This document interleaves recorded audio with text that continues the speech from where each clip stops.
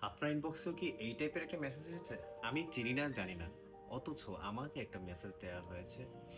সে আমাকে খুব ভালো করে দেখেছে এবং বুঝেছে। সে আমার কাছে আমার WhatsApp নাম্বার চায়। সে WhatsApp এ আমার সাথে আরো ডিটেইলস কথা বলতে চায়। সো এটা একটা অনলাইন প্রতারণা।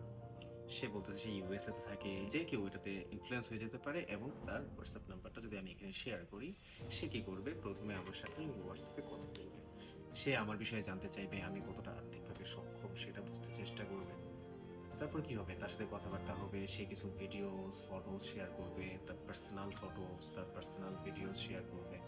দেন সে অ্যাপ্রোচ করবে আপনাকে ভিডিও কলে অ্যাটেন্ড করতে।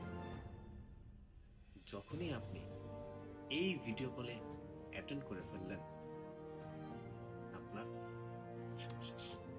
আপনাকে তখন AI এর মাধ্যমে আপনার একটা ভিডিও ক্রিয়েট করে সেই ভিডিও দিয়ে আপনাকে প্রতিনিয়ত ব্ল্যাকমেইল করা হবে এবং আপনার কাছে টাকা চাওয়া হবে।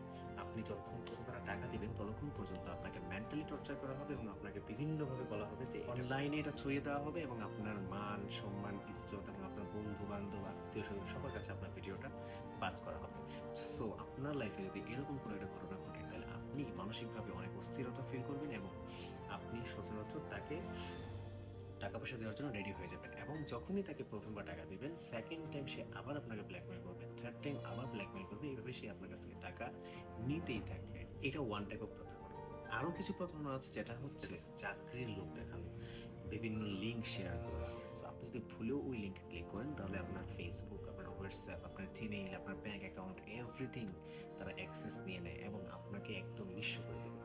আপনি চিন্তাও করতে পারবেন না যে আপনার কিভাবে আপনার সবকিছু তারা নিয়ে নিয়েছে। সো এই অনলাইন প্রতারণা থেকে আপনাকে বাঁচতে হলে প্রথমত এই আননাউন নাম্বার কিংবা আননাউন আইডি থেকে যে মেসেজগুলো আসবে সেই মেসেজটা আপনাকে সাথে সাথে ব্লক করে দিতে হবে এবং রিপোর্ট করে দিতে হবে।